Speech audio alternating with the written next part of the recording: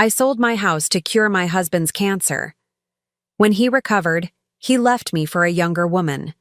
My son and my business partners laughed at me. I spent a cold night under a storm when I saw a scared little girl shivering from the cold. I used my last $10 to buy her food and a blanket. 3 days later, 17 black cars stopped in front of the shelter. When a billionaire stepped out of the car and saw his daughter with me, he did something that changed everything. I'm glad to have you here. Follow my story until the end and comment the city you're watching from so I can see how far my story has reached. My name is Gretchen, and at 65 years old, I learned that love can be the most expensive mistake you'll ever make. It started with a phone call on a Tuesday morning in March. I was arranging fresh flowers in the antique shop I'd built from nothing over 30 years when my phone rang. The voice on the other end belonged to Dr. Martinez, and the words he spoke changed everything. Mrs. Gretchen, I need you and your husband to come in immediately. The test results are back. My hands trembled as I set down the white roses I'd been holding. Damon had been complaining about fatigue for months, but we'd both attributed it to his age. He was 68 after all. Men his age were supposed to slow down. The diagnosis was pancreatic cancer. Stage 3. I watched my husband of 42 years crumble in that sterile office chair, his weathered hands covering his face as Dr. Martinez explained treatment options. The words blurred together: chemotherapy, radiation, experimental treatments. But one phrase cut through everything else. We're looking at approximately $250,000 for the full treatment protocol. That night, Damon couldn't sleep. I found him in our kitchen at 3 a.m, staring out the window at our small backyard garden. I can't put you through this, he whispered without turning around. Maybe it's my time, Gretchen. Maybe I should just... I wrapped my arms around him from behind, feeling how much weight he'd already lost. Don't you dare talk like that. We're going to fight this together. Our insurance would cover maybe 60% of the costs. The rest would have to come from somewhere else. I knew where. The antique shop was my life's work. I'd started it in 1982 with $300 and a dream, working 18-hour days to build it into something special. The old Victorian house I'd converted sat on prime real estate downtown, filled with carefully curated pieces I'd collected over decades. It was worth nearly $400,000. Our house was paid off, worth another $200,000 in the current market. Between the two properties, we could cover Damon's treatment and have enough left over to rent a small apartment while he recovered. I made the decision without telling him. The next morning, I called a realtor. "Are you sure about this, Mrs. Patterson?" Janet, my realtor, asked when I explained what I wanted to do. "These are major assets. Once you sell, there's no going back." I looked at Damon sleeping fitfully on our couch, his face gaunt and pale. "I'm sure."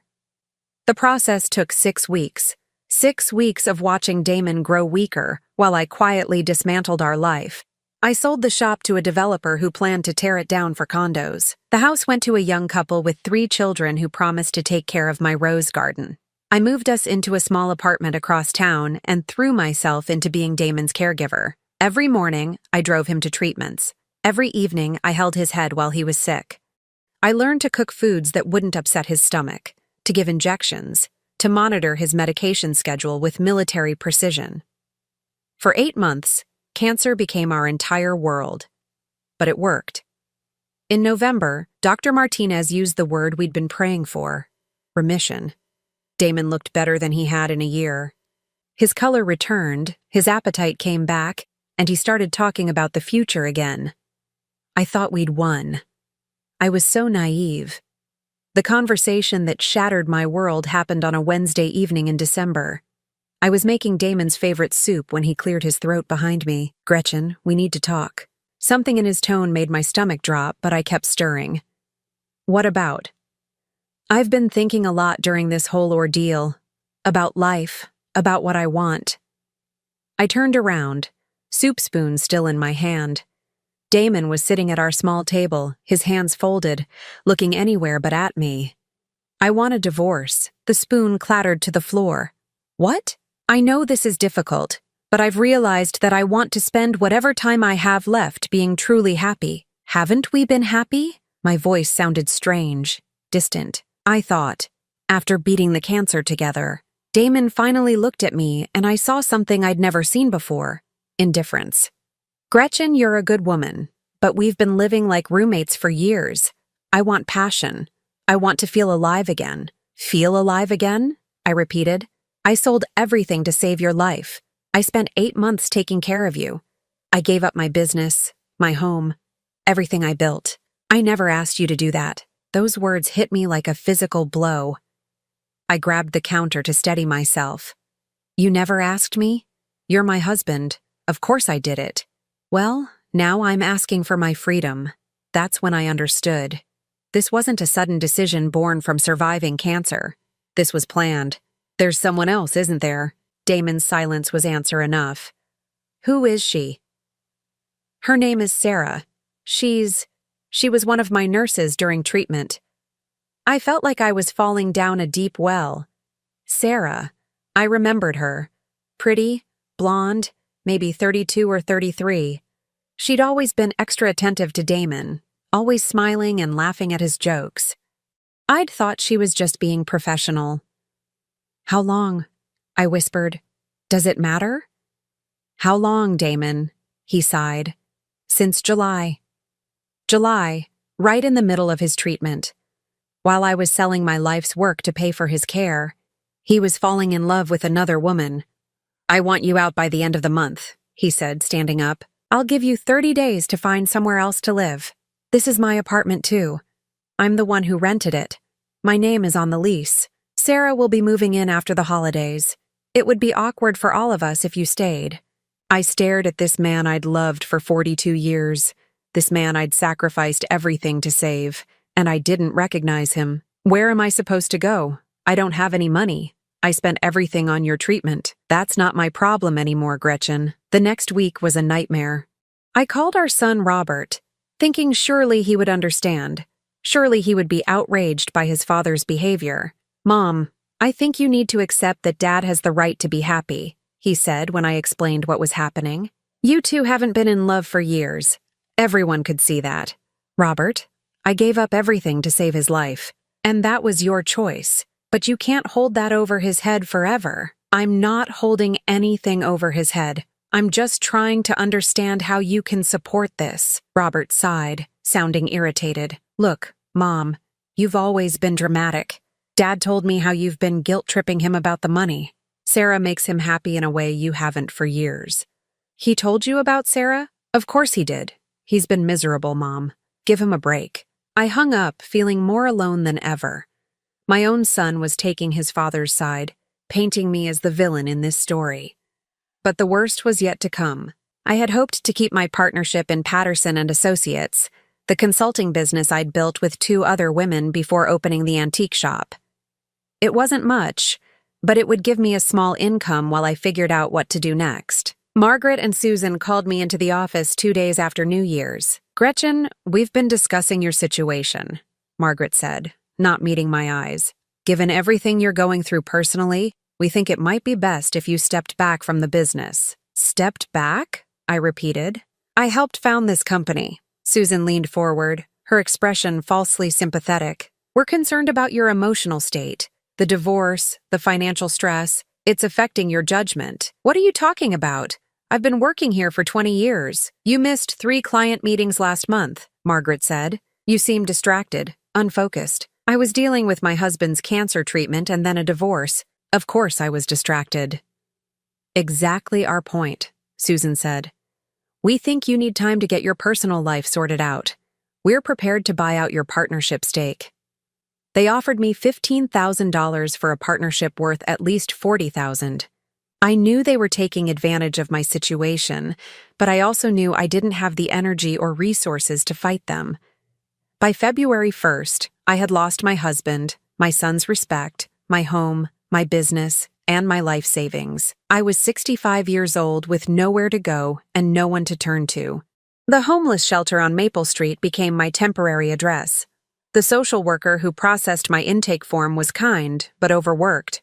It's just until you get back on your feet, she assured me, handing me a list of rules and mealtimes. Most people don't stay long. But as I lay in my narrow cot that first night, listening to the sounds of 30 other women trying to sleep in one room, I wondered if this was how my story would end. Alone, forgotten, discarded by the very people I'd sacrificed everything for. The woman in the cot next to mine was snoring softly. Across the room, someone was crying quietly into their pillow.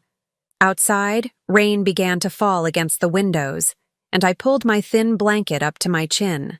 I closed my eyes and tried not to think about Damon and Sarah in the apartment I'd paid for, sleeping in the bed I'd bought, building a life on the ashes of mine. Tomorrow would mark exactly 2 months since my husband had asked for a divorce. 2 months since my world had collapsed. As I finally drifted off to sleep, I had no idea that everything was about to change in the most unexpected way possible. 3 weeks at the shelter had taught me things I never imagined I'd need to know. How to make instant coffee taste almost decent by adding a pinch of salt. How to fold clothes so they'd fit in a plastic bag. How to disappear into yourself when the woman 2 beds over started screaming about invisible enemies at 3 in the morning. Most importantly, I learned that dignity was something you had to fight for every single day. The morning of the storm started like any other. I woke at 5:30, before the breakfast bell, and made my way to the communal bathroom.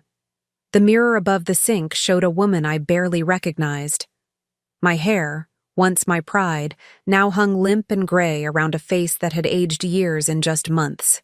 The shelter provided basic toiletries, but there was only so much you could do with generic shampoo and a bar of institutional soap. I'd been looking for work for 2 weeks, but at 65, most employers saw me as a liability rather than an asset. The few interviews I'd managed to secure always ended the same way. "We'll be in touch," they'd say with polite smiles that didn't reach their eyes. That morning, I had $7.34 left from the small amount I'd managed to save from selling my jewelry. It was all that stood between me and absolute destitution. The weather forecast had been ominous all week. The meteorologists were calling it a significant weather event, the kind of storm that could knock out power for days and turn streets into rivers. By noon, the shelter staff were already making preparations, checking generators and stocking extra food.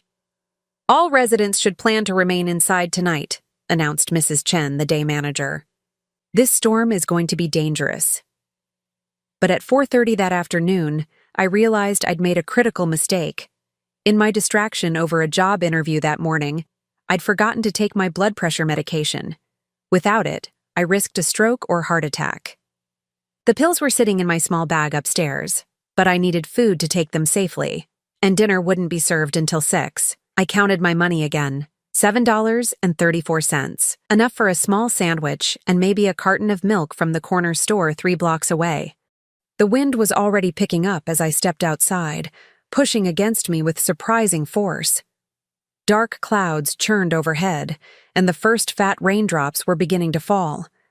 I pulled my thin jacket tighter and hurried down the street. The corner store was nearly empty except for the elderly clerk and a man buying cigarettes. I grabbed a pre-made turkey sandwich and a small carton of milk, calculating the exact cost in my head. $4.67. That would leave me with $2.67 for tomorrow. As I paid, the clerk glanced outside nervously. "Storm's coming fast," he said. "You should get home quick." Home. I nodded and tucked my purchases into my jacket. The walk back to the shelter would take about 15 minutes if I hurried. But I never made it. Halfway there, the sky opened up. Not the gentle rain that had been threatening all day, but a torrential downpour that soaked through my jacket in seconds. The wind turned vicious, whipping debris down the street and making it hard to see more than a few feet ahead. I ducked into a doorway to wait it out, but the storm only got worse. Lightning split the sky, followed immediately by thunder so loud it made my teeth ache. This wasn't a storm that would pass in a few minutes. This was the kind of weather that could kill you if you weren't careful. That's when I heard it. A sound that cut through the howling wind and driving rain. Crying. Not the wailing of the storm, but human crying. A child crying. I peered out into the rain, trying to locate the source. There, huddled behind a row of garbage cans in the alley beside a closed restaurant, was a small figure. A little girl, maybe 7 or 8 years old, soaked to the skin and shivering violently. I didn't think.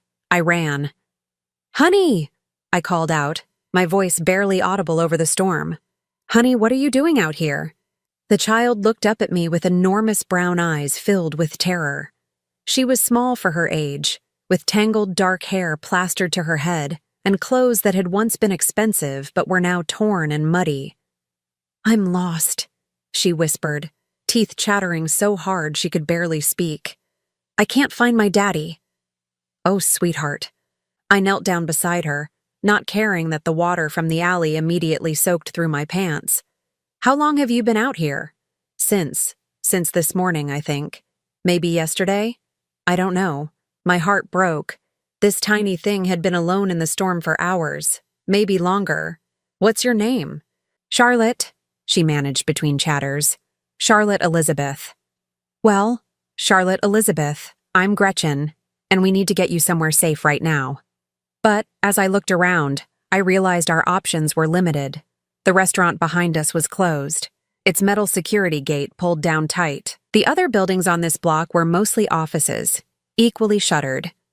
The shelter was still 6 blocks away, and there was no way this little girl could make that walk in this weather. Then I remembered the 24-hour convenience store we'd passed. It wasn't ideal, but it would be warm and dry. "Can you walk?" I asked Charlotte. She nodded, though I could see she was exhausted and probably in mild shock.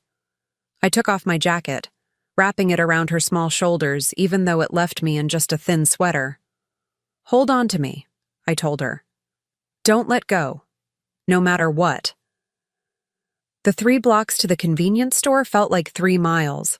The wind kept trying to knock us down, and the rain came in sheets so thick we could barely see. I kept one arm around Charlotte and used the other to guide us along storefronts and parked cars. By the time we stumbled through the store's doors, we were both soaked and shaking. The clerk, a different one from earlier, looked up from his magazine with concern. "Jesus, lady, you shouldn't be out in this with a kid." "I know," I said, water dripping from my hair. "We got caught in it." The store was wonderfully warm, with fluorescent lights that seemed impossibly bright after the dark storm outside. Charlotte stayed pressed against my side, her small hand gripping my sweater. I looked around the store, calculating. I had $2.67 left. Charlotte needed dry clothes, or at least something to help warm her up. She needed food. She probably needed medical attention, but that would have to wait until the storm passed. In the clothing section, I found the cheapest options. A child's t-shirt with a cartoon character for $3.99, and a small package of socks for $2.50. Both were too expensive for my budget, but I couldn't leave this child in wet clothes. That's when I made a decision that would change everything. I approached the clerk with the t-shirt, socks, a small bag of cookies, and a bottle of water. "How much for all of this?" He rang it up. $9.47. I had $2.67, but in my other pocket, I had something else. The emergency $20 bill I'd hidden away weeks ago, my last safety net. Money I'd sworn to save for a true emergency. Looking at Charlotte, blue-lipped and shivering, I knew this qualified. "Here," I said, pulling out the 20. The clerk handed me my change, $10.53. Combined with what I already had, it left me with $13.20 total, more than I'd had all day. In the store's small bathroom, I helped Charlotte change into the dry shirt. Her clothes underneath were soaked, but at least the outer layer was warm now. I used paper towels to dry her hair as much as possible and helped her put on the clean socks. "Better?" I asked. She nodded, and for the first time since I'd found her, she smiled slightly. "Thank you." We settled in a corner of the store with the cookies and water. Charlotte ate like she hadn't seen food in days, which made me wonder exactly how long she'd been missing. "Charlotte, where do you live?" I asked gently. "In a big house," she said around a mouthful of cookie, "with lots of windows and a big yard. Do you remember your address?" She shook her head. "Daddy says I'm not supposed to tell strangers where I live." Smart girl and smart father, but it made finding her family more complicated. "What about your daddy's name? His full name?" Marcus, she said immediately. Marcus Wellington. The name meant nothing to me, but I filed it away. Does your daddy have a phone number you remember? Again, she shook her head. I'm not supposed to remember numbers either, but I was at school, and then there were these men. Her voice trailed off, and I saw fear creep back into her eyes. What men, honey? They said they knew my daddy. They said I had to come with them. But they were mean and they scared me, so I ran away. My blood went cold. This wasn't just a lost child. This was something much more serious.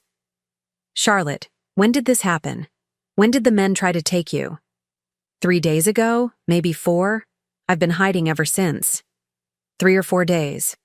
This little girl had been surviving on the streets for nearly a week, hiding from what sounded like kidnappers. How had no one found her?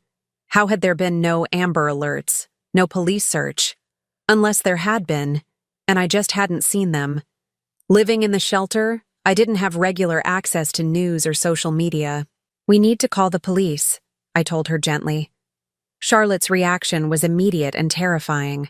She grabbed my arm with both hands, her eyes wide with panic. No, no police. The men said if I called the police, they'd hurt my daddy.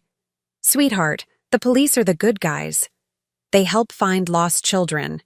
No, she said again, tears starting to flow. Please don't call them. Please. I held her as she cried, feeling her tiny body shake with fear. Whatever had happened to her, whatever those men had told her, she was genuinely terrified of involving the authorities. The storm raged on outside. Through the store windows, I could see trees bending nearly horizontal in the wind. Power lines sparked and swayed dangerously. This was no ordinary storm. Okay, I said finally, no police tonight. But Charlotte, we have to find your daddy somehow. She nodded, wiping her nose on her sleeve. He's probably looking for me. I'm sure he is. We spent the next 4 hours in that convenience store. The clerk, whose name was Danny, turned out to be kind-hearted beneath his gruff exterior. When he realized what was happening, he stopped charging me for the hot chocolate from the machine and let us stay as long as we needed. Storm like this, nobody should be out there, he said. You can wait here until it passes. Around midnight, the worst of the weather finally moved through. The rain diminished to a steady drizzle, and the wind died down enough that we could hear ourselves think. We should try to find a safe place for you to sleep, I told Charlotte. Tomorrow we'll figure out how to find your daddy. But where could we go? I couldn't bring her to the shelter. They had strict policies about children. And besides, it wasn't safe for a little girl there. Hotels were out of the question with my limited funds. I know a place, Charlotte said quietly. There's a park not far from here. It has a gazebo with a roof. The idea of spending the night in a park with a child made my stomach turn. But what choice did we have? As we prepared to leave the store, Danny called out to us. Hey, wait. He walked over with a plastic bag. Take these, he said, handing me the bag. Inside were granola bars, bottled water, and a small blanket from the store's camping section. I can't pay for these, I told him. Didn't ask you to, he replied. Kid needs to eat. Outside, the air was clean and cool after the storm. Debris littered the streets, tree branches, scattered garbage, broken glass. But the worst had passed. Charlotte led me through several blocks to a small neighborhood park. The gazebo she'd mentioned was old but sturdy, with a solid roof and partial walls that would provide some protection from the wind. I spread out the blanket and we huddled together. Charlotte curled up against my side like a small cat seeking warmth. Gretchen? She said softly in the darkness. Yes, sweetheart? Are you my guardian angel? The question caught me off guard. Here I was, a homeless woman with $13 to my name, and this precious child saw me as her protector. I'm just someone who cares about you, I said. Daddy always said that guardian angels come when you need them most. I held her tighter, this beautiful, brave little girl who'd been through so much. Well then, maybe I am. As Charlotte's breathing evened out in sleep, I stared up at the gazebo ceiling and wondered what tomorrow would bring. I had no idea that in less than 72 hours, 17 black cars would pull up outside the shelter, and my life would change in ways I could never have imagined. 3 days passed in a blur of careful survival and growing attachment. Charlotte and I had established a routine of sorts. Mornings at the convenience store where Danny let us use the bathroom and buy minimal supplies, afternoons in the park when weather permitted, and nights back at the gazebo, or sometimes in the 24-hour laundromat when it got too cold. I was amazed by Charlotte's resilience. Despite everything she'd been through, she maintained a sunny disposition most of the time. She told me stories about her life, fragments that painted a picture of wealth and privilege I could barely imagine. A house with 12 bedrooms, a swimming pool shaped like a butterfly, horses in a stable behind the main residence. "Daddy travels a lot for work," she explained as we shared a bag of crackers on our third morning together. "Sometimes I don't see him for weeks, but when he comes home, we have tea parties in the garden." "What kind of work does your daddy do?" I asked, though I wasn't sure she'd understand the answer even if she knew it. "He makes things happen," Charlotte said seriously. "Important things. That's why the bad men wanted to take me, to make him do what they wanted." The more she talked, the more convinced I became that her father was someone significant. Wealthy enough to be a kidnapping target, important enough that professional criminals would risk taking his child. But if that was true, why hadn't I seen any news coverage? Why weren't there search parties, police alerts, FBI involvement? On Tuesday afternoon, as we sat in the park watching pigeons fight over breadcrumbs I'd bought with my dwindling funds, Charlotte suddenly grabbed my arm. "Gretchen," she whispered, her voice tight with fear. "That car, it's been there before." I followed her gaze to a black sedan parked across the street. The windows were tinted too dark to see inside, and it had been there for about 20 minutes. "Are you sure?" I asked, trying to keep my voice calm. Charlotte nodded, pressing closer to me. "Yesterday, when we were at the store, and the day before, near the gazebo." My heart rate spiked. If someone was watching us, if the kidnappers had found Charlotte again, we were in serious danger. A 65-year-old woman and a small child were no match for professional criminals. "We're going to walk away very calmly," I told her quietly. "Just like we're going somewhere normal. Don't look back at the car." We gathered our few belongings and started walking deeper into the park, toward the tree line where we could disappear if necessary. Behind us, I heard a car door slam. "They're following us," Charlotte whimpered. I picked up our pace, my mind racing. There was a shopping center about 6 blocks away, lots of people and security cameras, if we could make it there. "Excuse me." The voice behind us was male, authoritative. I didn't turn around. "Ma'am, please stop." I grabbed Charlotte's hand and started running. She kept up surprisingly well for such a small child, but I could hear footsteps gaining on us. "We're not going to hurt you." Right, that's what they all said. We made it maybe 2 blocks before a second black car appeared at the intersection ahead of us. Then a third came from our left. We were surrounded. Men in dark suits emerged from the vehicles. Not the rough criminals I'd expected, but professionals in expensive clothes with earpieces and the kind of bearing that suggested military or law enforcement backgrounds. I pulled Charlotte behind me, my heart hammering. "Stay back," I shouted.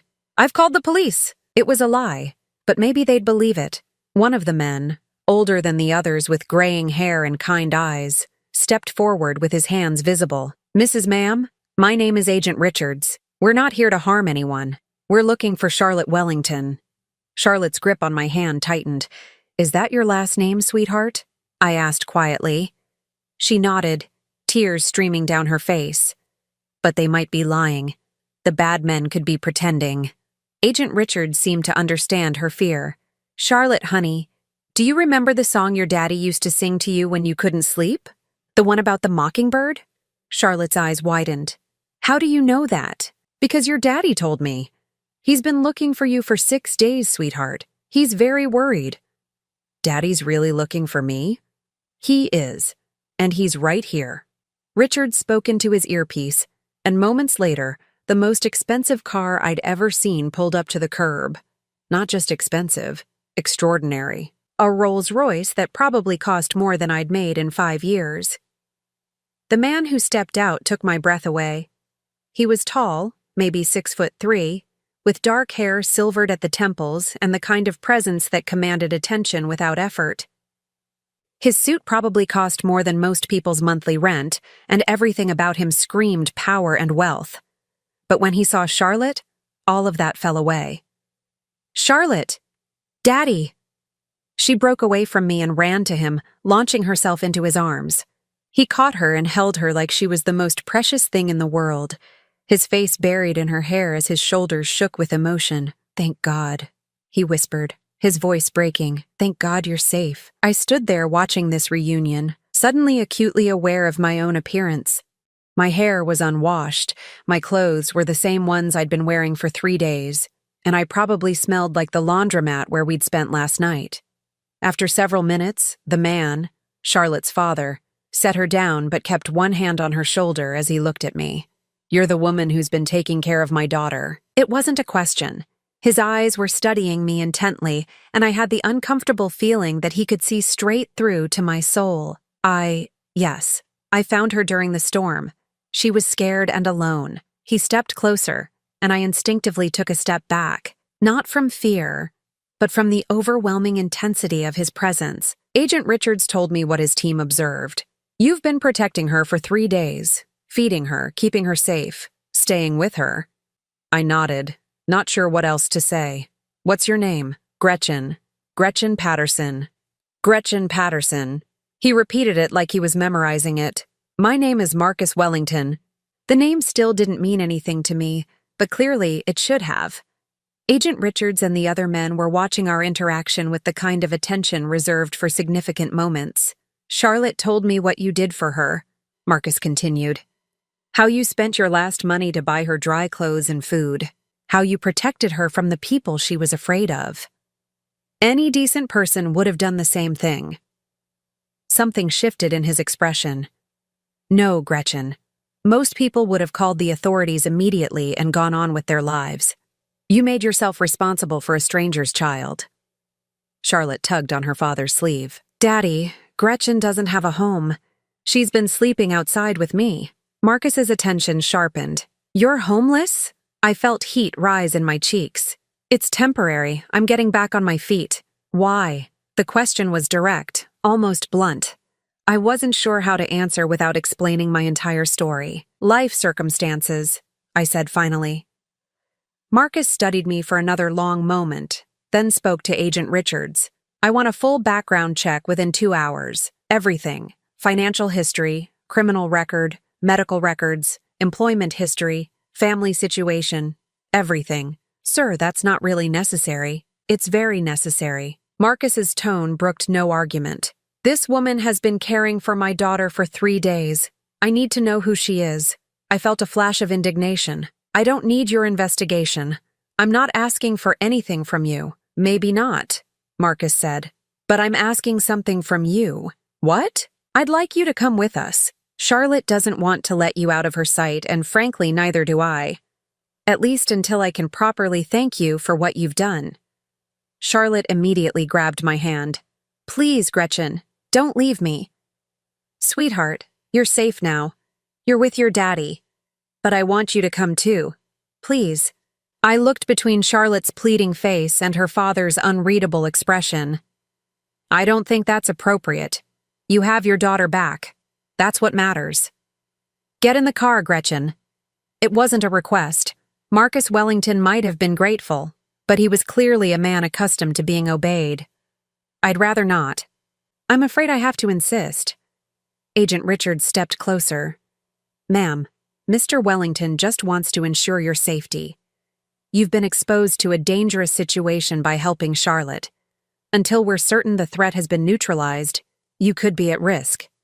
That possibility hadn't occurred to me. If the kidnappers had been watching us, if they'd seen me with Charlotte, I might indeed be in danger. "For how long?"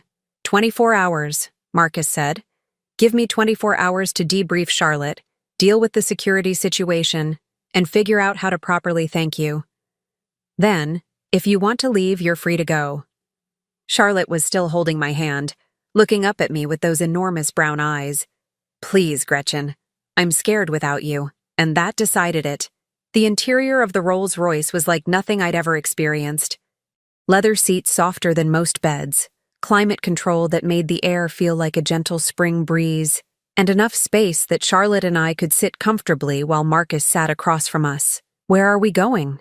I asked. "Somewhere safe," Marcus replied, but he was looking at Charlotte, not me. "Baby girl, I need you to tell me everything that happened, starting with the day you disappeared." Charlotte launched into her story, and as she talked, I began to understand the scope of what had occurred. She'd been taken from her private school by two men claiming to be friends of her father. They'd held her in an abandoned warehouse for 2 days, waiting for Marcus to comply with some demand they'd made. "What did they want from you?" I asked Marcus. His jaw tightened. "Access to certain government contracts, information that could be worth hundreds of millions of dollars to the right people." "And you refused?" "I couldn't give them what they wanted even if I'd wanted to. The information doesn't exist in the way they thought it did, so they just kept Charlotte. They were waiting for me to change my mind. What they didn't count on was Charlotte being resourceful enough to escape." I looked at the little girl with new respect. She'd not only escaped professional kidnappers, but had survived on the streets for nearly a week. "How did you get away, sweetheart?" "They left me alone for a few minutes," Charlotte said. "The rope wasn't tied very tight, and there was a loose board in the wall. I wiggled through and ran." Marcus closed his eyes briefly, and I could see the pain on his face as he imagined his daughter in that situation. The car turned through massive iron gates, and I got my first glimpse of the Wellington estate. Calling it a house would have been like calling the ocean a pond. The mansion sprawled across what had to be at least 20 acres, with manicured gardens, fountains, and outbuildings that were larger than most people's homes. The main residence looked like something from a European fairy tale, all stone towers and graceful arches. "This is where you live?" I asked Charlotte. She nodded like it was perfectly normal. "Want to see my room? It has a balcony that looks out over the stables." As we pulled up to the front entrance, staff members emerged to greet us. Not just a butler or housekeeper, but what appeared to be a small army of people, whose job was apparently to take care of the Wellington family. Marcus helped Charlotte out of the car, then offered me his hand. I hesitated before taking it, acutely aware of the contrast between his manicured fingers and my own worn hands. "Mrs. Patterson," he said as we walked toward the entrance, "before we go inside, I need you to understand something. What happened to Charlotte? What you did for her, it changes things. I don't know exactly how yet, but it does." I wasn't sure what he meant, but something in his tone made me think my 24 hours at the Wellington estate were going to be far more complicated than I'd anticipated. I had never imagined that taking a shower could feel like a religious experience. The guest suite Marcus had assigned me was larger than the entire apartment I'd shared with Damon.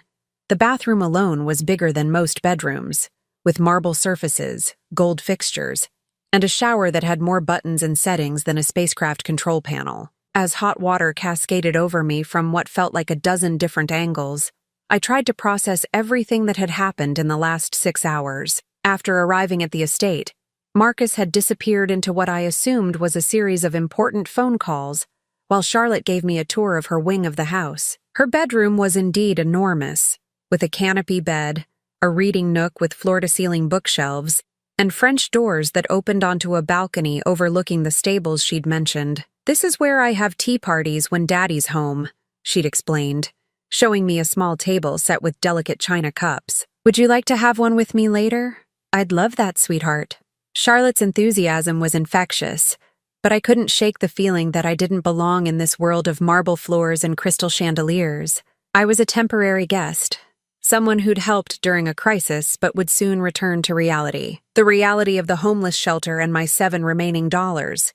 A soft knock on the bathroom door interrupted my thoughts. "Mrs. Patterson?" It was a woman's voice, unfamiliar but kind. "I'm Elizabeth, the house manager. I've left some clothes for you on the bed. They should fit reasonably well." "Thank you," I called back, though I hadn't asked for clothes. When I emerged from the shower, I found an outfit laid out that probably cost more than I'd made in a month at my old job. A soft cashmere sweater and pale blue, well-tailored slacks, and undergarments that still had price tags attached. Even the shoes were there, comfortable flats in exactly my size. How had they known my measurements? The answer came as I was getting dressed. Through the suite's windows, I could see a team of people working in the gardens below. Not gardeners, but men in suits who moved with the same precision as Agent Richards and his team. Marcus hadn't just brought me here for Charlotte's comfort.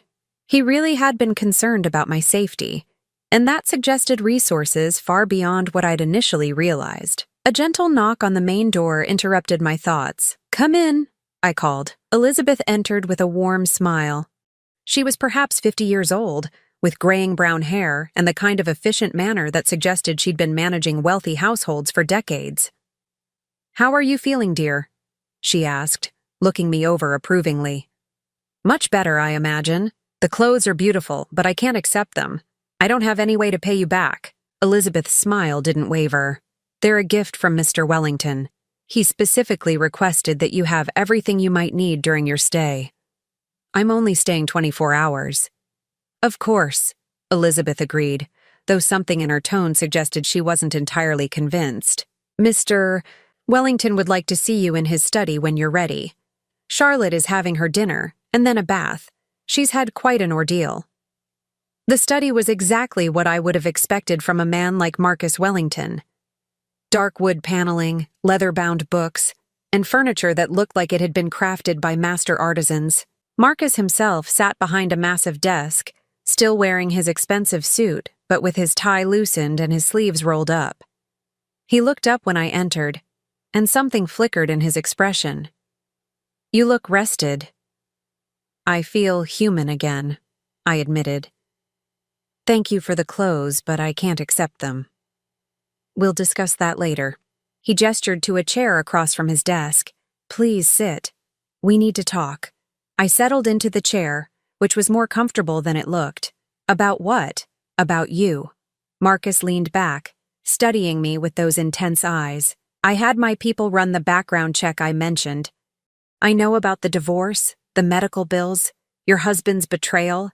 I know about your business, what you sacrificed, and how you ended up at the shelter." Heat flooded my cheeks. The idea of strangers investigating my personal life, learning about my failures and humiliations, made me feel exposed and vulnerable. "You had no right." "I had every right," Marcus interrupted smoothly. "A stranger spent 3 days caring for my daughter in circumstances that could have been dangerous for both of them. I needed to know who you are." "And what did you conclude?" "That you're exactly who you appeared to be. A woman who has been dealt a series of terrible hands, but who still chose to help a frightened child with the last money she had." I didn't know what to say to that. Marcus leaned forward, his expression becoming more serious. "Gretchen, I want to make you an offer." "What kind of offer?" "I need someone to help with Charlotte. Someone she trusts. Someone who understands what she's been through." He paused. "I travel frequently for business, sometimes for weeks at a time. Charlotte has nannies and tutors, but what she doesn't have is someone who genuinely cares about her well-being." "She has you." "When I'm here, yes, but I'm not here enough." There was pain in his voice, the guilt of a father who knew his work kept him away from his daughter. "What happened this week has made me realize that Charlotte needs more stability in her life, more consistency." "What exactly are you suggesting?" "I'm offering you a position as Charlotte's companion. Not a nanny, she's too old for that, but someone who would be responsible for her emotional well-being when I'm traveling. Someone who would live here, be part of her daily life." I stared at him. "You want me to move in here?" "The position comes with a salary of $200,000 per year, plus complete benefits, housing, meals, and a generous expense account for anything Charlotte might need." $200,000. I tried to process that number. It was more money than I'd ever dreamed of making. "Plus," Marcus continued, "there would be a signing bonus of $50,000 to help you get back on your feet." "This is insane," I said quietly. "You don't know me. You don't know if I'm qualified to take care of a child. I know you spent 3 days protecting her when you had nothing to gain and everything to lose. I know you gave her your last $20 when you were homeless yourself." I know she feels safe with you in a way she hasn't with anyone since her mother died. Her mother died? Marcus's expression grew distant. Cancer. When Charlotte was 5. It's just been the two of us ever since, and I haven't done nearly as good a job as I should have. I understood then. This wasn't just about hiring help. This was about a father who knew he was failing his daughter and had found someone who could fill a void he couldn't fill himself. Why me? I asked. You could hire anyone, someone with credentials, experience with wealthy families. Charlotte doesn't trust easily, Marcus said. She's been through too much, but she trusts you. That's worth more than any credentials. I thought about Charlotte's small hand in mine during the storm, the way she'd curled up against me in the gazebo, how she'd called me her guardian angel. I need time to think about this. Of course. Take all the time you need. But before I could respond, Elizabeth appeared in the doorway. I'm sorry to interrupt, Mr. Wellington, but there's a situation at the front gate. Marcus frowned. What kind of situation? A man claiming to be Mrs. Patterson's husband. He's quite insistent about seeing her. My stomach dropped. Damon, you don't have to see him, Marcus said immediately. Security can remove him from the property. But I was already standing. No, I'll talk to him. I need to know what he wants. Marcus's expression hardened. Then, I'm coming with you. The front gate was a quarter mile from the main house, but we could hear Damon's voice even from that distance. He was shouting at the security guard, demanding to be let in, threatening to call the police. As our car approached, I could see him clearly for the first time since the divorce. He looked older, thinner, and there was something desperate about his posture that I'd never seen before. The moment he saw me, his whole demeanor changed. Gretchen! He rushed toward the car as I got out. Thank God I found you. What are you doing here, Damon? How did you even know where I was? It doesn't matter. I've been looking everywhere for you. He reached for my hands, but I stepped back. Gretchen, I've made a terrible mistake. The worst mistake of my life. What are you talking about? Sarah, the divorce, all of it. I was crazy, Gretchen. The cancer, the treatment. It affected my judgment. I wasn't thinking clearly. I became aware of Marcus standing slightly behind me, and of the security personnel positioned discreetly around us. Whatever was about to happen, it was going to have an audience. You seemed pretty clear when you asked for a divorce, I said. I was scared, Damon continued, his voice taking on a pleading tone I'd never heard before. Scared of dying, scared of being a burden. I thought if I pushed you away, it would be easier for everyone. By having an affair? Damon had the grace to look ashamed. That was a mistake, a huge mistake. Sarah, she took advantage of me when I was vulnerable. Took advantage? I couldn't help but laugh bitterly. Damon, you left me homeless. You threw away 42 years of marriage for a woman young enough to be your daughter. I know, he said desperately. And I've regretted it every single day since.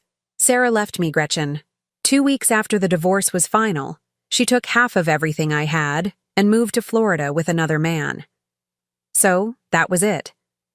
Damon wasn't here because he missed me, or because he'd realized what he'd lost. He was here because his young girlfriend had taken him for everything he was worth.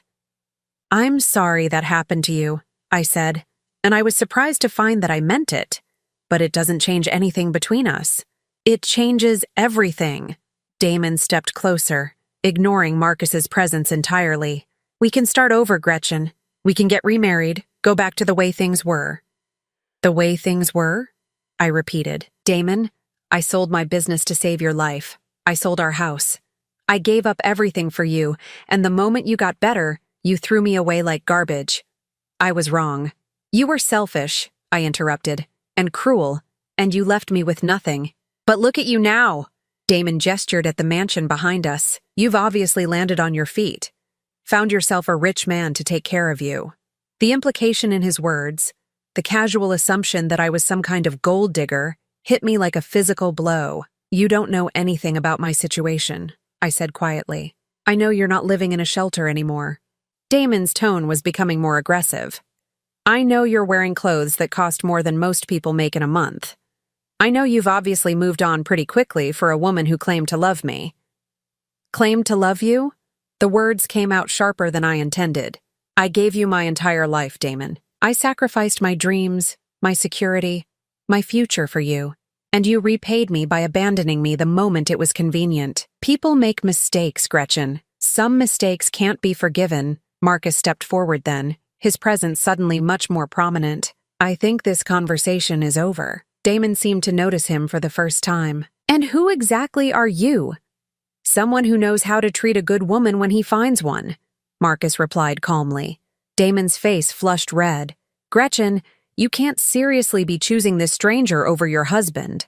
Ex-husband, I corrected. And I'm not choosing anyone. I'm choosing myself for the first time in 42 years. You'll regret this, Damon said, his voice turning ugly. You're 65 years old, Gretchen. How long do you think this is going to last? What happens when he gets tired of you? That's enough, Marcus said, his voice carrying an authority that made even Damon step back. But the damage was done. Damon's words had hit their target, awakening every insecurity I'd been trying to suppress. I was 65. I was a homeless woman who'd been rescued by a wealthy man 30 years younger than me. Maybe Damon was right. Maybe this was just temporary charity. I think you should leave now, I told Damon quietly. He studied my face for a long moment, perhaps hoping to see some sign that his words had worked. When he didn't find what he was looking for, his expression hardened. Fine, but don't come crawling back to me when this fantasy ends, Gretchen. I won't be there. He walked back to his car, a rusted Honda that looked even more pathetic next to the Rolls-Royce and the security vehicles. As his taillights disappeared down the drive, I stood there feeling like I'd been hollowed out inside. Are you all right? Marcus asked gently. I nodded, though I wasn't sure I was. I should probably go back to the shelter tomorrow. This was all a mistake. Was it? You heard what he said. I'm 65 years old. Charlotte needs someone young, energetic, someone who can keep up with her. Charlotte needs someone who cares about her, Marcus said. Age has nothing to do with that. But as we drove back to the house, I couldn't shake Damon's words. What happens when he gets tired of you? It was a question I didn't have an answer for, and one that would keep me awake most of the night. I barely slept that night. Every time I closed my eyes, I heard Damon's voice. What happens when he gets tired of you? By dawn, I had made my decision. I would thank Marcus for his kindness, say goodbye to Charlotte, and return to the shelter where I belonged. But Charlotte had other plans. You can't leave, she announced when I joined her for breakfast in the sunny morning room overlooking the gardens. We haven't had our tea party yet. Sweetheart, I think it's time for me to go. Your daddy is here now. You're safe. Charlotte's face crumpled. But I don't want you to go. You're my guardian angel. Before I could respond, Marcus appeared in the doorway. He looked like he hadn't slept much either, his hair slightly disheveled and his usually perfect appearance more relaxed. Good morning, he said, his eyes meeting mine with an intensity that made my stomach flutter. I hope you slept well. I did. Thank you. The lie came easily. I was just telling Charlotte that I should be going today. Daddy, tell her she can't leave, Charlotte pleaded, tears starting to form in her eyes. Marcus sat down at the table, accepting the cup of coffee Elizabeth had poured for him. Actually, Gretchen, there's something we need to discuss before you make any decisions. What do you mean? I had a long conversation with Agent Richards last night. The investigation into Charlotte's kidnapping has revealed some disturbing information. My blood went cold. What kind of information? The men who took Charlotte weren't just after money or business secrets. They were specifically targeting my family because of certain government contracts my company holds. Contracts that involve national security. Charlotte had stopped crying and was listening with wide eyes. This was clearly news to her, too. What does that have to do with me? I asked. You've been seen with Charlotte. There are photographs of you together during those 3 days, taken by the kidnappers' associates before they were arrested. As far as anyone watching knows, you're important to my family now. The implications hit me like a truck. You're saying I'm in danger? I'm saying that leaving now, going back to the shelter, or trying to resume your old life would be extremely dangerous. These people don't forgive, and they don't forget. I felt the walls closing in around me. So what are you suggesting? That I hide here forever? I'm suggesting that the job offer I made yesterday wasn't just a kindness. It was also the safest option for everyone involved. Charlotte reached across the table and grabbed my hand. Please stay, Gretchen. I'll be really good, I promise. We can have tea parties every day. I looked at this beautiful child who had already lost her mother and had nearly been lost herself, and felt my resolve wavering. I need some time to think, I said finally. Marcus nodded. Of course, but while you're thinking, there's something else you should know. Before he could continue, Elizabeth appeared in the doorway with an expression I hadn't seen before, barely controlled anger. Sir, I'm sorry to interrupt, but there's another situation at the gate. Marcus's jaw tightened. The same man as yesterday? No, sir. This time it's a younger man claiming to be Mrs. Patterson's son. He's with the older gentleman from yesterday, and they're both quite agitated. My heart sank. Robert. Of course Damon would bring Robert. I don't have to see them, I said quickly. Actually, you do. Marcus's voice was calm but firm. If we don't deal with this now, they'll keep coming back. Better to handle it once and for all. 20 minutes later, I found myself facing both Damon and Robert at the front gate. My son looked uncomfortable but determined, while Damon appeared smugly confident, as if he'd brought reinforcements for a battle he was sure to win. Mom, Robert said the moment he saw me. Dad told me what happened yesterday. What you said to him. I told him the truth, I replied evenly. He made a mistake, Robert continued. People make mistakes, but that doesn't mean you abandon your family. The irony of those words coming from him, the son who had taken his father's side during the divorce without question, was almost laughable. Where were you when I needed my family, Robert? I asked quietly. When I was living in a shelter, where were you then? Robert had the grace to look ashamed. I didn't know it was that bad. You didn't want to know. Damon stepped forward, clearly impatient with the emotional scene. Gretchen, let's cut through all this drama. I've spoken with a lawyer. Since our divorce isn't final yet, you're still legally my wife, which means you can't enter into any financial agreements without my consent. I stared at him in disbelief. What are you talking about? Our divorce was finalized months ago. Actually, it wasn't. Damon's smile was triumphant. There was a problem with the paperwork. A filing error. Technically, we're still married, which gives me certain rights regarding your decisions. The world seemed to tilt beneath my feet. That's not possible. Check with your lawyer if you want. But I'm telling you the truth. Damon's voice became wheedling, manipulative. Look, Gretchen, I'm trying to save our marriage here. This whole situation is just you acting out because you're hurt.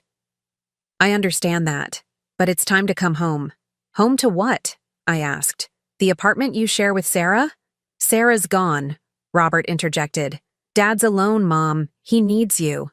He needs my money, I corrected. Just like before. That's when Marcus stepped forward. I hadn't even heard him approach, but suddenly he was there, and his presence changed everything. Gentlemen, he said in a voice that could have frozen fire. I think there's been a misunderstanding. Damon looked him up and down dismissively. And you are? Marcus Wellington, and I believe you're trespassing on my property. We're here to get my wife, Damon said, puffing up his chest in a pathetic display of dominance. Your wife? Marcus's eyebrow rose slightly. That's interesting, because according to the background check my legal team ran yesterday, your divorce from Mrs. Patterson was finalized 4 months ago. The color drained from Damon's face. There was an error. There was no error. Marcus's voice remained calm, but there was steel underneath. What there was, apparently, was an attempt to manipulate Mrs. Patterson with false information. Robert looked confused. Dad, you said. Your father lied, Marcus said simply, just as he's been lying about his reasons for wanting his ex-wife back. You don't know anything about our situation, Damon sputtered. Don't I? Marcus pulled out his phone and scrolled to something. Let's see. Damon Patterson, age 68, recently divorced. Lost approximately $80,000 to a fraudulent investment scheme promoted by his girlfriend, Sarah Morrison. Currently 3 months behind on rent for his apartment.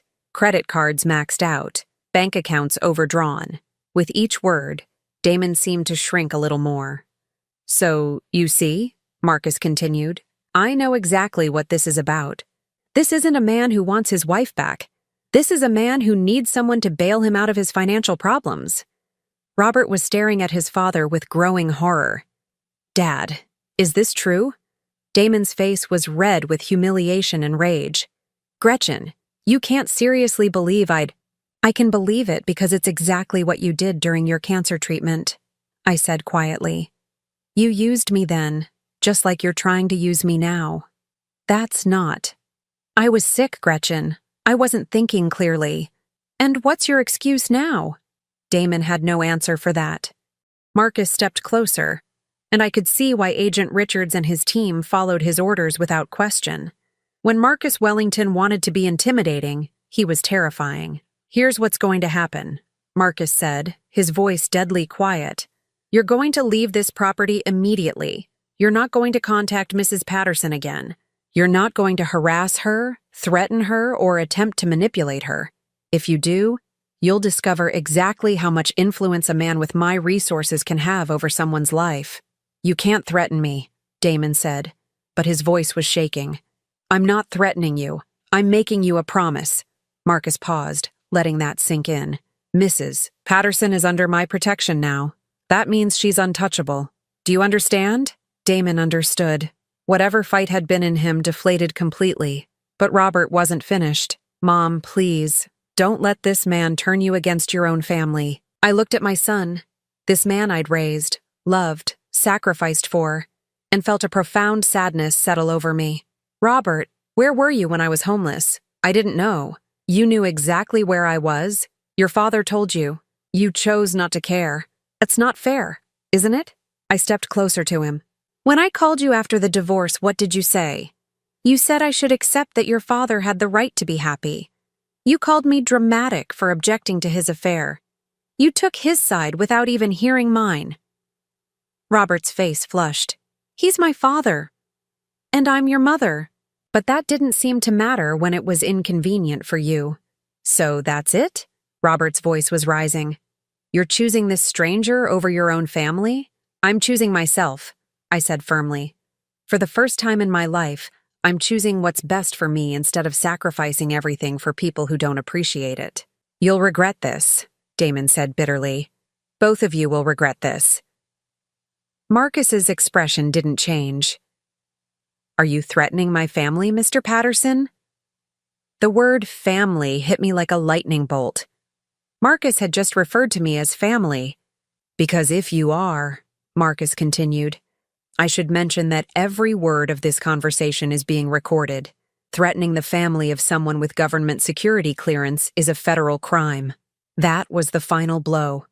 Damon and Robert left without another word, their heads down and their dignity in tatters. As their car disappeared down the drive, I felt like I'd just witnessed the end of a chapter of my life. Are you all right? Marcus asked gently. I nodded, though I wasn't entirely sure I was. Did you mean it? What you said about family? Marcus was quiet for a long moment. Charlotte lost her mother when she was 5. I've been trying to be both parents to her, but I've failed in a lot of ways. She needs stability, love, someone who puts her first. He turned to look at me directly. But it's more than that, Gretchen. In the 3 days you spent protecting her, Charlotte smiled more than she had in months. She laughed. She felt safe. You gave her something I hadn't been able to give her. What's that? A mother's love. The words hung in the air between us, heavy with meaning. I can't replace her real mother, I said softly. I'm not asking you to replace anyone. I'm asking you to be yourself. To be the woman who spent her last $20 on a frightened child. To be the person who made Charlotte feel safe when her whole world was falling apart. We stood there in the afternoon sunlight, and for the first time since this whole ordeal began, I allowed myself to imagine what it might be like. To wake up every morning in that beautiful guest suite, to have tea parties with Charlotte in her garden, to be part of a family that actually wanted me. The job offer still stands, Marcus said quietly. $200,000 a year, plus benefits, plus the signing bonus. But more than that, Gretchen, You'd be giving Charlotte something she's never really had, a stable, loving presence in her daily life. I thought about the shelter, about my 7 remaining dollars, about the loneliness that had become my constant companion. Then I thought about Charlotte's bright smile, her small hand in mine, the way she'd called me her guardian angel. Yes, I said before I could change my mind. Yes, I'll take the job. Marcus's smile was radiant. Charlotte's going to be over the moon. But as we walked back toward the house, I couldn't shake the feeling that this decision would change more than just my living situation. It would change everything, in ways I couldn't even begin to imagine. 2 years later, I stood in the same garden where Charlotte and I had shared our first tea party, watching her chase butterflies among the roses. At 10 years old, she had grown taller and more confident, but she still insisted on our daily tea time together. The transformation in both our lives had been remarkable, but not in ways I could have predicted. Marcus had been true to his word about everything. The salary, the benefits, the signing bonus, it had all materialized exactly as promised. But more importantly, he had kept his word about treating me as family. "Gretchen," Charlotte called from across the garden. "Come see, the blue butterfly is back." I made my way over to where she was crouched beside the lavender bushes, watching a magnificent blue morpho butterfly rest on the purple flowers. "She only comes here when she knows it's safe," Charlotte said softly. "Just like you did." The observation was so unexpectedly wise that it took my breath away. In 2 years, Charlotte had grown from a traumatized little girl into a thoughtful, compassionate child who saw the world with remarkable clarity. "You know what, sweetheart?" I said, settling beside her on the garden bench. "I think you're right. Our morning routine had become sacred to both of us. Breakfast together, then garden time, followed by her lessons with her tutors, while I managed the increasingly complex social calendar that came with being part of the Wellington household. Because that's what I had become, not just Charlotte's companion, but an integral part of their family. The change had been gradual. First, Marcus had started asking my opinion about Charlotte's education, her activities, her emotional needs. Then he'd begun including me in decisions about the household, the staff, even some aspects of his business travel. "What do you think about the Singapore trip?" he'd ask over dinner. 2 weeks is a long time to be away from Charlotte. "She's doing much better with separation anxiety," I'd respond. "But maybe we could arrange video calls at specific times each day?" Somewhere along the way, we had become natural. 6 months after I'd moved in, Marcus had surprised me with a new title and a significant raise. Head of Family Operations, he'd called it, with a salary of $300,000 per year. "I don't understand," I'd said when he explained the new position. "I'm already doing everything I was hired to do." "You're doing far more than that," he'd replied. "You're managing staff schedules, coordinating Charlotte's activities, handling social obligations, and making this house feel like a home instead of just a residence. That's worth recognizing."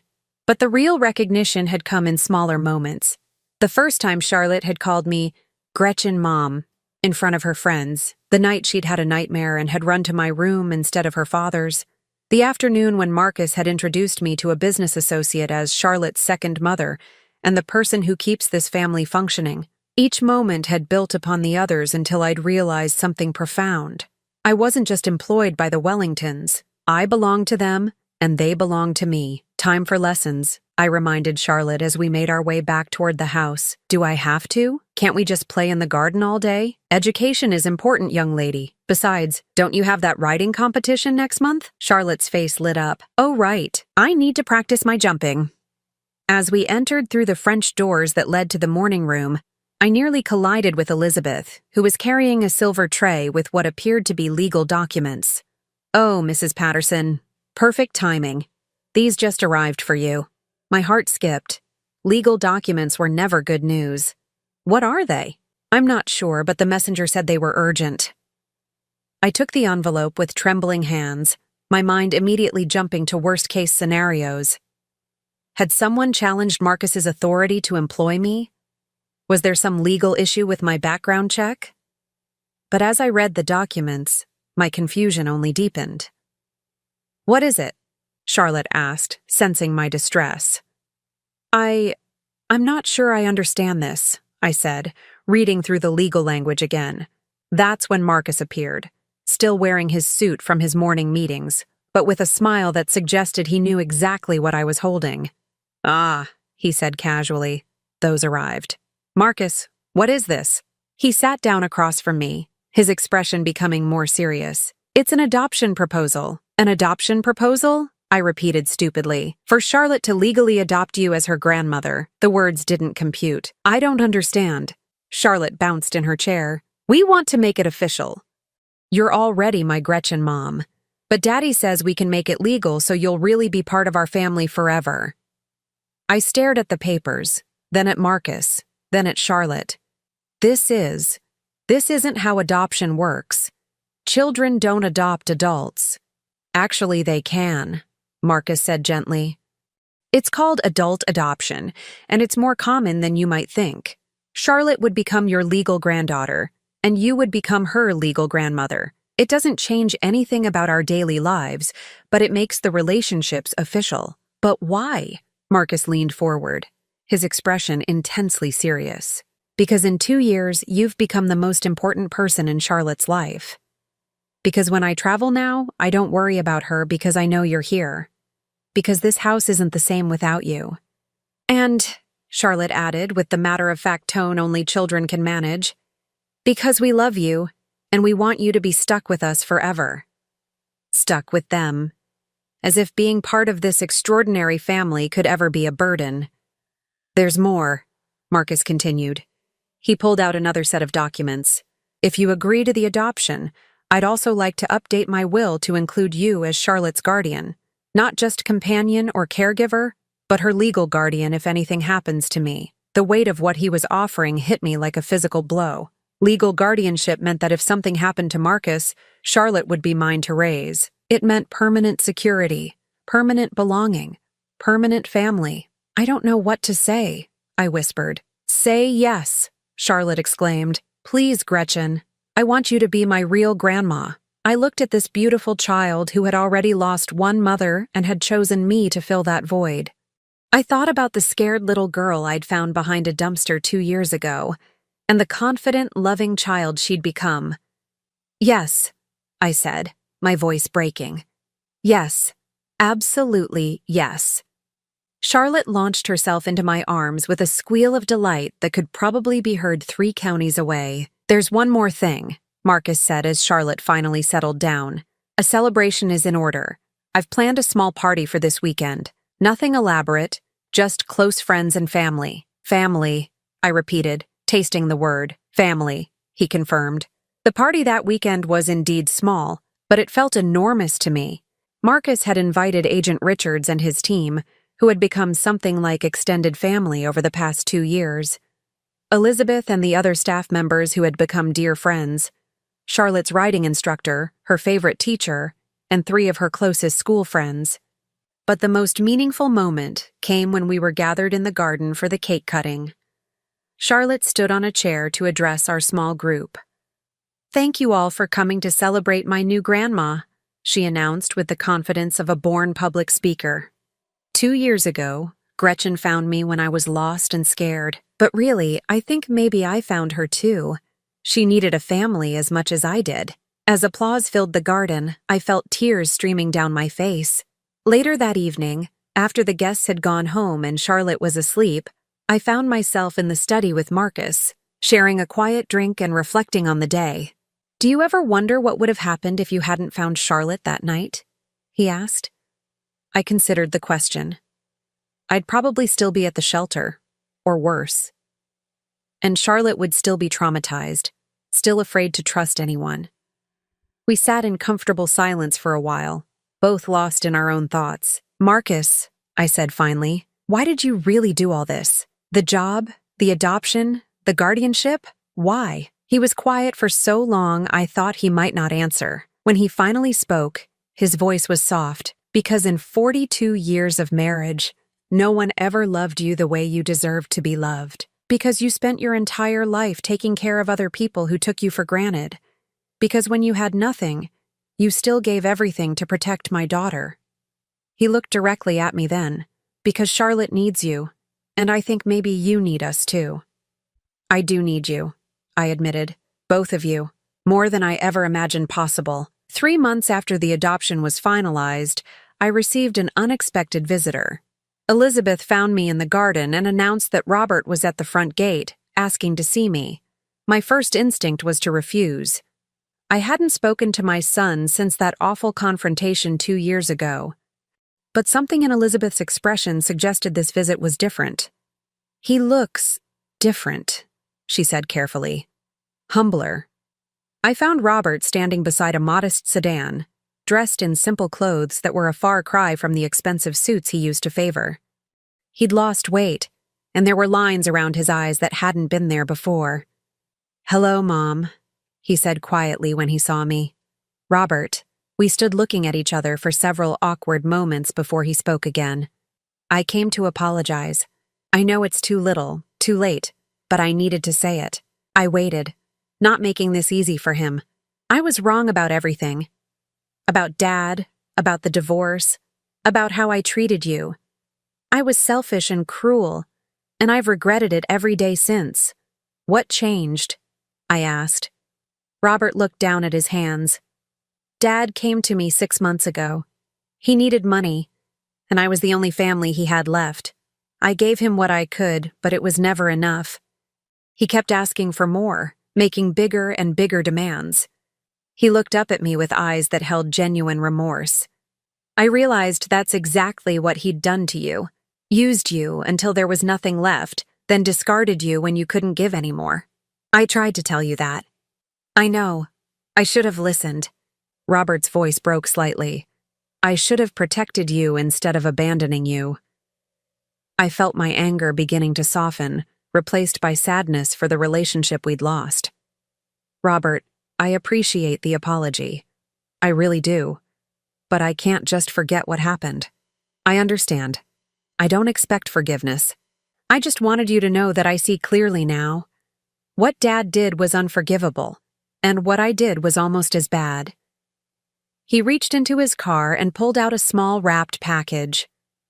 "This was supposed to be your birthday present 3 years ago, the one I never gave you because I was angry about the divorce." I unwrapped it to find a small silver frame containing a photo from my 50th birthday party. Robert was perhaps 25 in the picture, his arm around me, both of us laughing at something his then-girlfriend had said. "I found it while cleaning out my apartment," he said. "I'm moving back to Denver, starting over. But I wanted you to have this, in case you ever want to remember when things were good between us." Looking at that photo, I remembered the son who used to call me every Sunday, who brought me flowers on Mother's Day, who had once told his friends I was the strongest woman he knew. "I'm glad you're starting over," I said sincerely. "I hope you find happiness. I hope I find peace," Robert replied. "I hope someday I can become the son you deserved." After he left, I stood in the garden for a long time, holding that photo and thinking about forgiveness, redemption, and second chances. That evening, Charlotte found me there. "You look sad, Gretchen Grandma," she said, using the new title she'd insisted on since the adoption. "Not sad, sweetheart, just thoughtful." "About what?" I showed her the photo. "About how sometimes people make terrible mistakes, but they can change if they really want to." Charlotte studied the picture seriously. "Is that your son? The one who was mean to you?" "Yes, but he apologized today. He said he was sorry for how he treated me. Do you forgive him?" The question, asked with such innocent directness, made me think. "I think I'm learning to," I said finally. Charlotte nodded sagely. "Daddy says forgiveness doesn't mean you have to trust someone again. It just means you stop letting their bad choices hurt you." Out of the mouths of babes.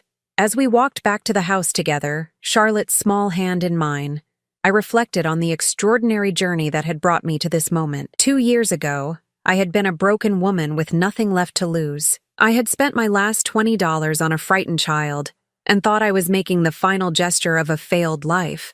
But that gesture had led to this: a family that cherished me, a home where I was valued, a future full of love and purpose. Sometimes guardian angels, I realized, come to save themselves as much as the people they protect. And sometimes the very act of giving everything away is what finally brings you everything you never knew you needed. standing in the doorway of the mansion that was now truly my home. Watching Charlotte skip ahead to tell her father about our garden conversation, I felt something I hadn't experienced in decades, complete and perfect peace. I was Gretchen Wellington now, grandmother to the most wonderful child in the world, and member of a family that had shown me what unconditional love really meant.